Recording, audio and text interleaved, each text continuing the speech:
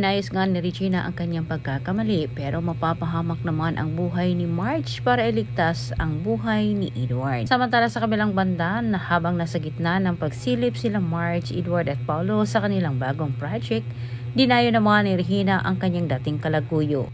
Humingi ng kapatawaran nitong si Regina sa kanyang nagawa at higit pa dito ay isinumbong din niya ang pinagagawa ngayon ni Aldrin laban sa kanya. Dito nalaman ni Regina ang kanyang dating kalaguyo ay nasa panganib ang buhay sa mga kamay ni Aldrin na ito ay pinapahirapan. Habang abala naman itong si Aldrin na isa katuparan ang kanyang masamang plano laban dito kay Paolo, walang pagdadalawang isip itong si Regina na iniligtas ang dati niyang kalaguyo at agad naman silang nagsumbong sa mga parak. Nagagalit itong si Thea kay Aldrin dahil itinuloy pa rin ito ang masamang pinaplano nito laban kay Paolo, pero sa kasamang palad si Edward ang mapapahamak. Pantay itong si Thea hanggat hindi pa huli ang lahat ay magsumbong siya kala Paolo para mag-ingat.